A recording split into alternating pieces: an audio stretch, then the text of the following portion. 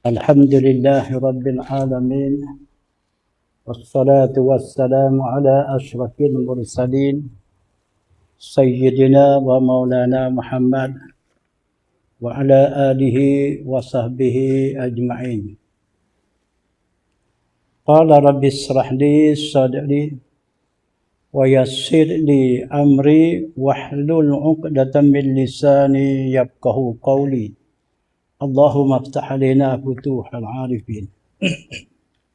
Tajuk kita malam ni tanda-tanda awal menunjuk kejayaan para salikin yang berjalan di atas sayap tarekat Ahlullah. Panjang tajuk dia tu. Tanda-tanda awal.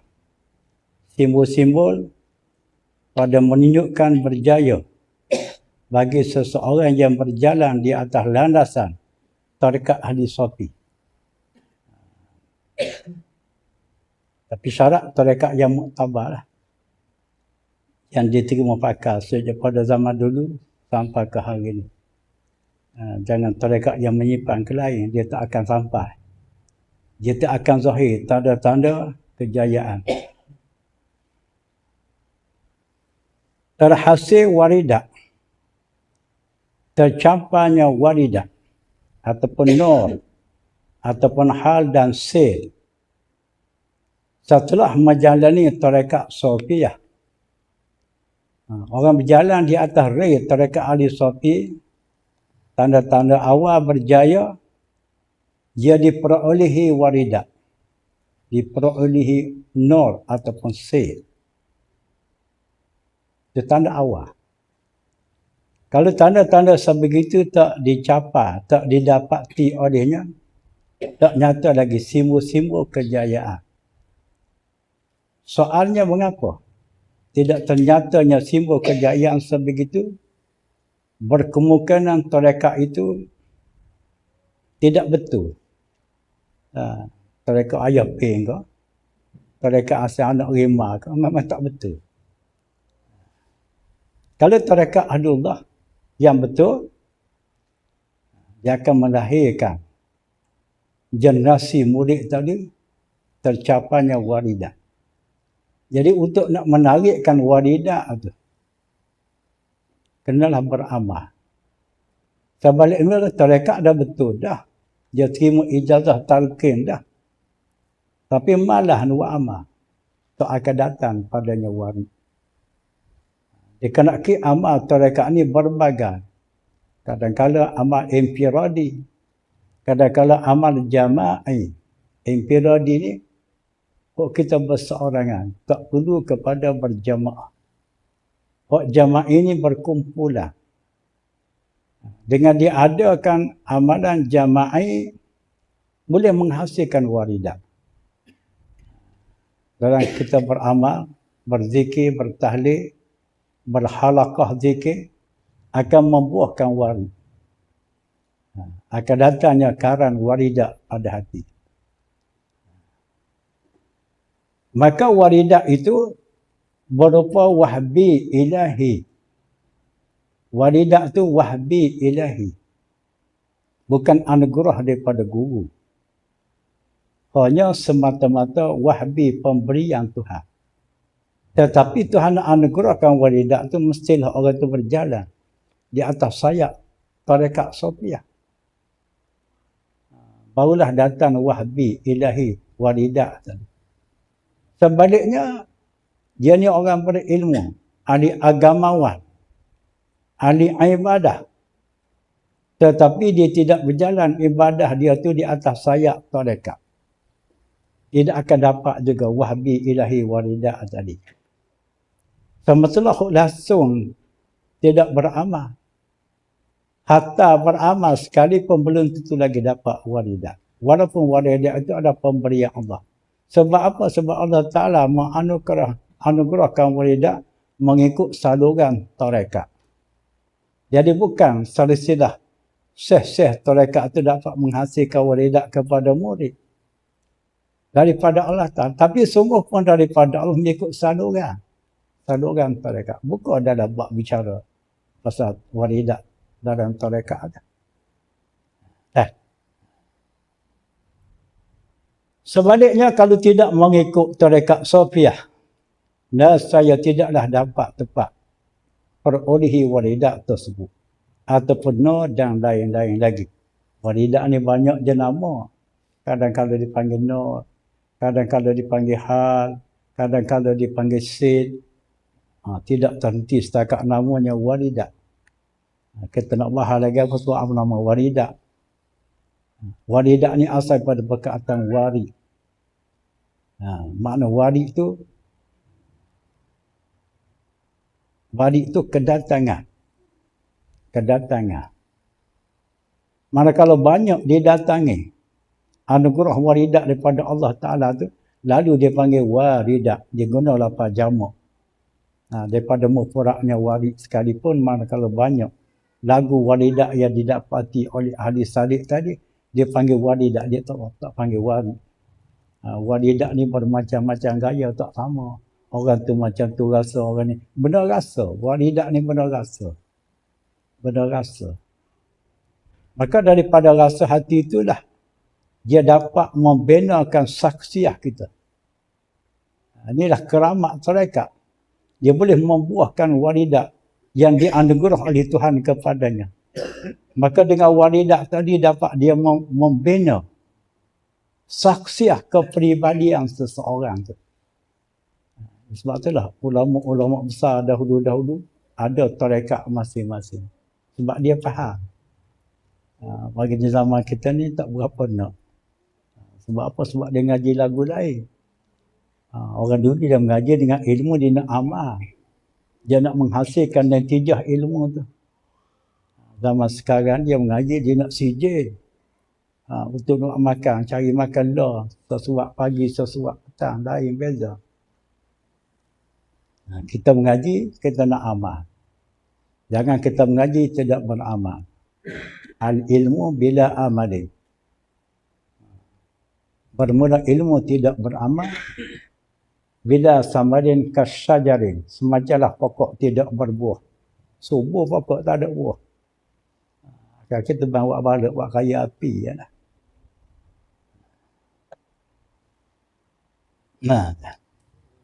Kerana waridat itu datang pada hati para salikin secara bersilsilah. Tuhan nak turun waridat itu melalui silsilah. Amalan kita daripada guru ke guru sehingga sampai ke junjungan sendiri. Tarekat ni larat, dia boleh melarat sampai kepada Nabi sendiri. Bagaimana tarekat Ahmadiyah Idrisiyah. Sidi Ahmad Idris timur aurat yang 3 tu. Tahlil maksus Sarawak Azimiyah ada istighfar kabir itu dengan Nabi sendiri. Dengan dikala kita terima, kita amal wirid yang tersebut, dia akan turun.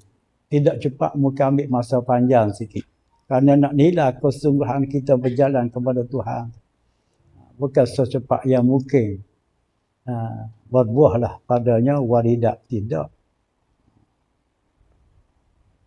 Kerana ia pada asalnya Allah Ta'ala jadi kepada Jibril. Waridat ni.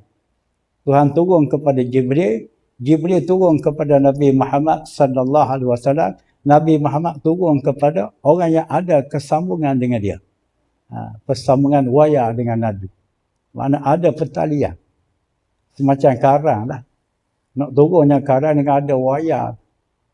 Setelah kita petik suih tu akan melarutlah karang tu mari. Kita berzikir, kita berwirid sebagai kita petik suih. Untuk menjalankan karang waridat yang asal daripada Nabi terima dengan Jibril.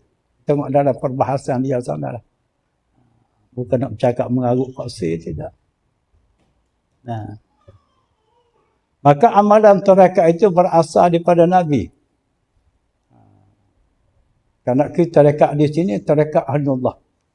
Tarekat yang dijalani, yang diamal oleh ahli-ahli Sofi yang muktabar sana.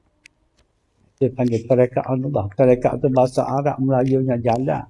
Tetapi dia connect kepada kata tarekat di sini, tarekat Ahlullah.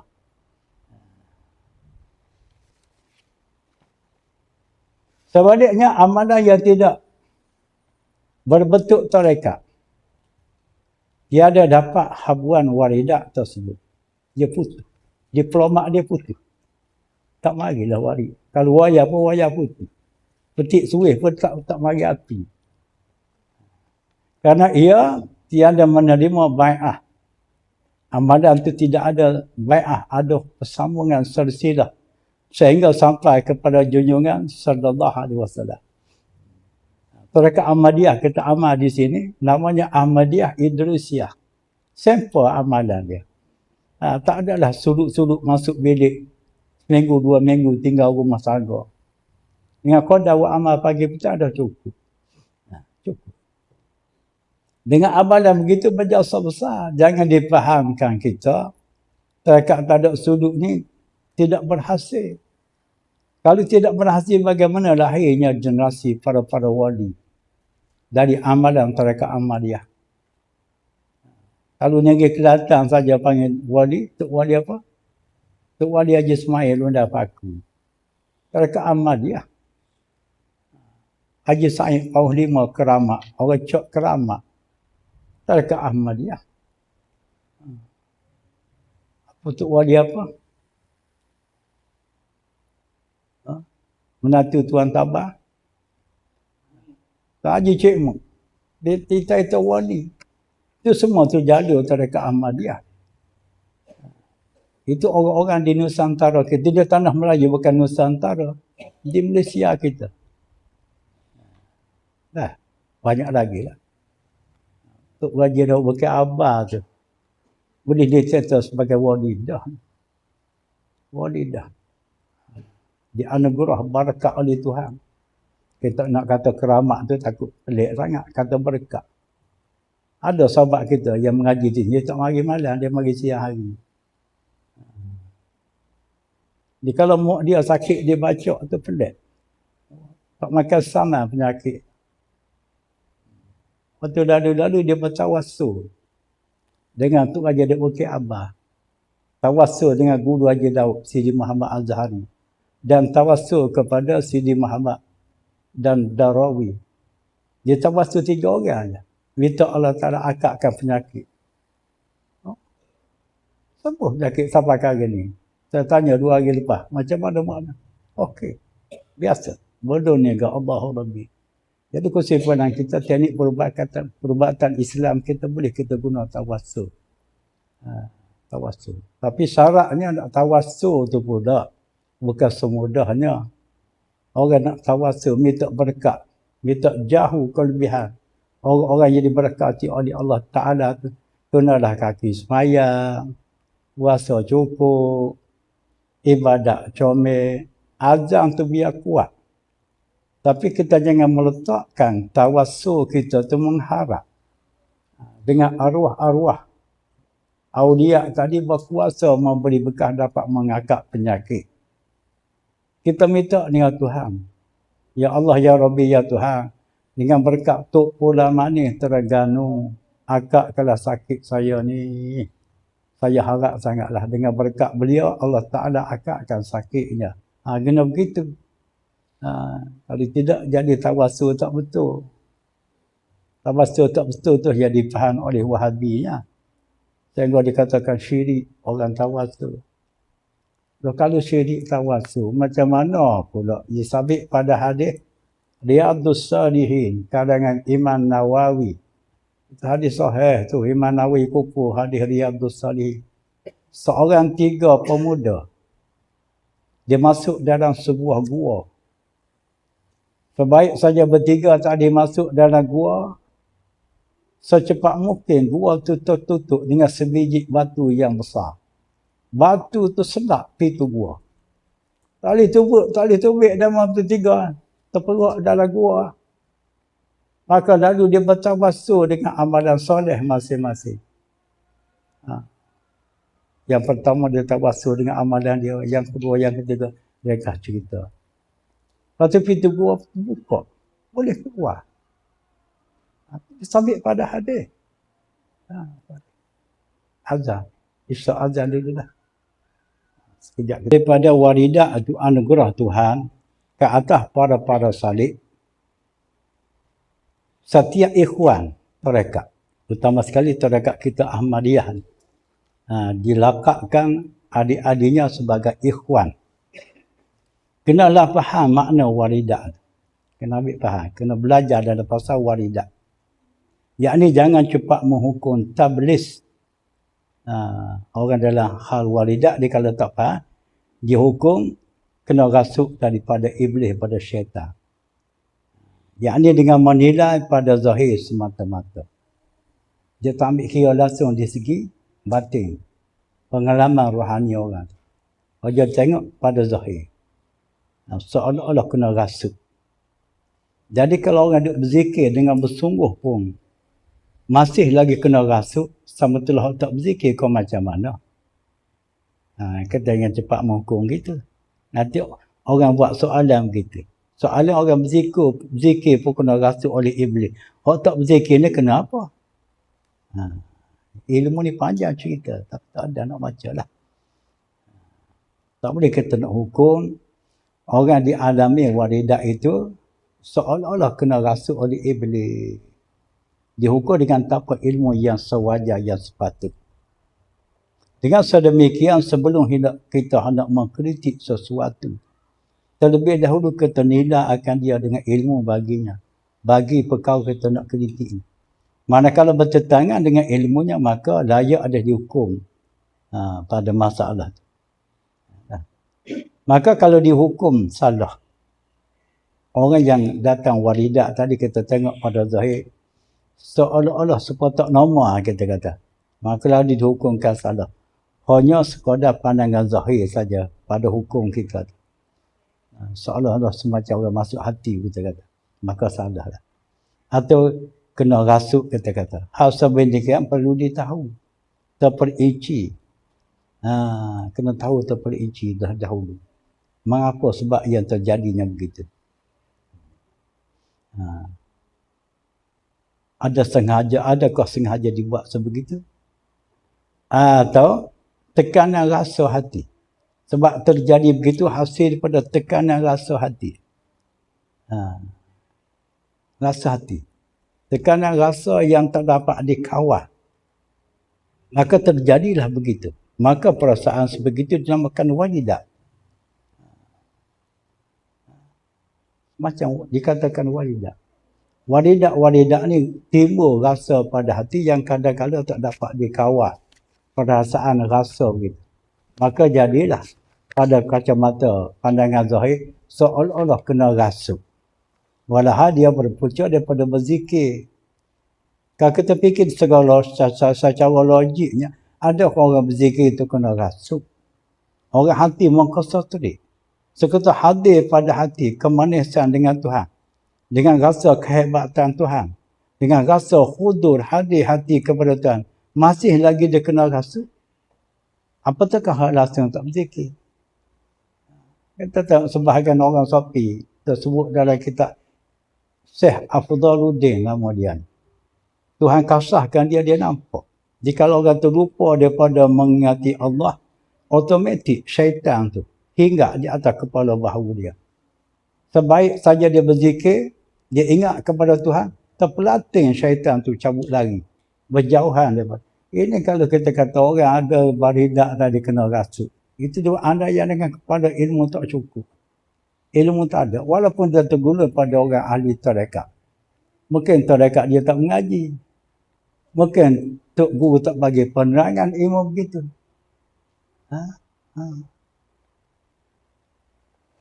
Itu adalah hasil pada waridat. Waridat itu mendorong pada hati seseorang tu dia terasa kehebatan Allah. Dia rasa ghirah hati dengan Tuhan. Dia rasa seronok dia kalau disebut nama Tuhan. Kalau dia mari rasa sesuatu tak dapat nak banding dah. Supaya orang main bola dah. Dia kalau menang dia sepak tadi masuk dalam gol lawan. Seronok.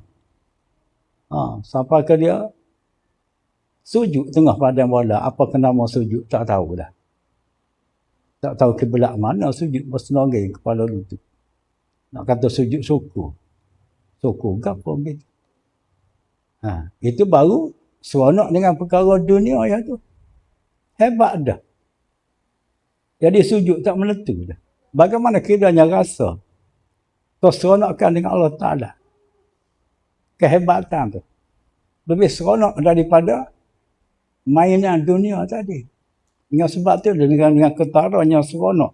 Hebat hati dengan Tuhan yang terjadi pana seseorang.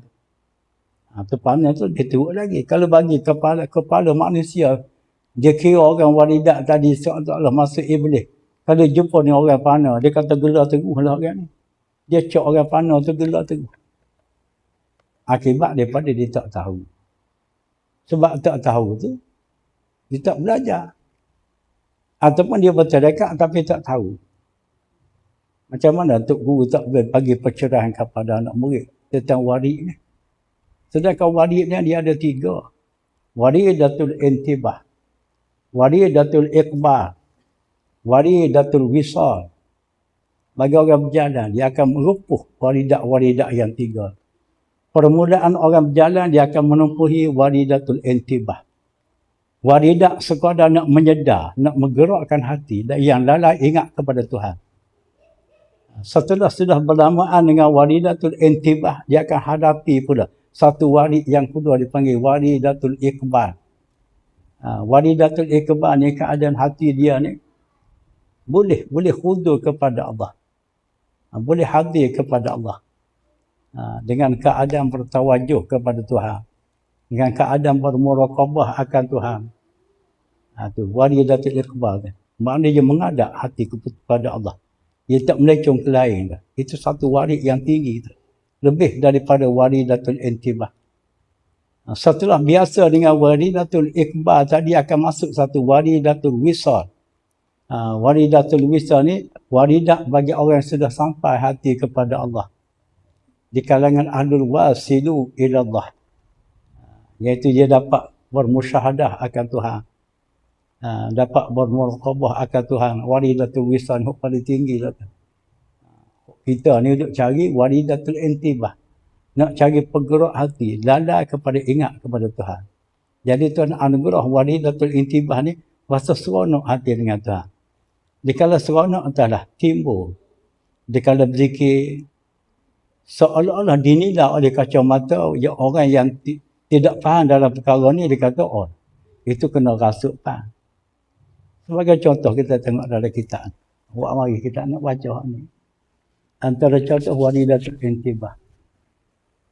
Dia kata, bermula segala adat yang tersebut itu, maka itu lazim bagi berzikir dengan ikhtiar. Ini ada orang berzikir.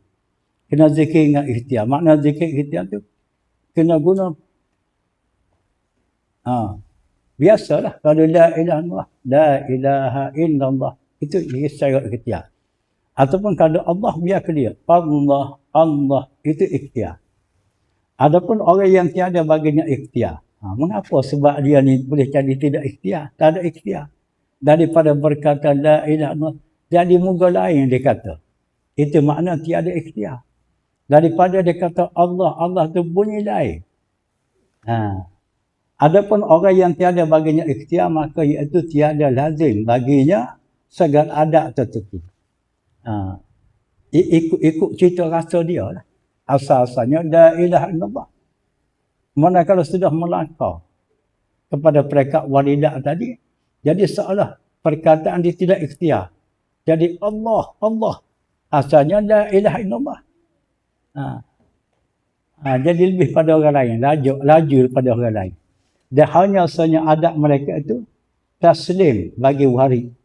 Yakni menerima bagi orang yang datang daripada zikir itu akan khudu hati. Maknanya, orang ni orang yang sudah diterpa pada hatinya akan warid. Dan terkadang berlakulah atas lidahnya Allah, Allah, Allah. Ada asalnya kata la ilaha illallah. Ataupun hu. Ataupun la, ataupun a. Macam-macam lah teknik dia tu. Kadang kadang ha, kadang hihi, kadang-kadang bersuara dengan tiada huruf atau menggetar-getarkan.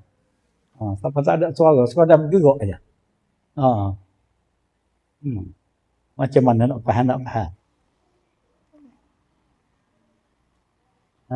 Jadi orang begini dinilai oleh mata yang jahil tentang ilmu, Oh, dia kata iblis, masuk iblis, pernah rasa. Dia mau ngaji kitab mana? Katanya tarekat ke apa? Takut cerita. Dia mau mengaji molek, kena ada kitab. Kitab saya baca ni Hidayatus Salikin, cawan besar tu dia tahqiq kitab. Ada asai dan salikin tu kecil. Manakala ditahqiq, manakala disyarah agak panjang jadilah besar. Banyak lagi cerita. Nak cerita model, kena buat risalah, kena baca satu-satu. Kalau ikut bercakap, ikut datang dalam kepala, begitulah bunyinya. Kadang-kadang tak faham, kadang-kadang boleh faham. Wallahu a'lam. Cakap dulu dia. Bismillahirrahmanirrahim. Alhamdulillah rabbil alamin wassalatu wassalamu ala Rasulillah wa ala alihi wa sahbihi ajma'in. Allahumma khtim lana bihusnil khatimah wa la takhtim alaina ya Allah bisu'il khatimah. Sallallahu ala sayyidina Muhammad wa ala alihi wa sahbihi wa baraka wa sallam walhamdulillah. Qamat kalilah kita mai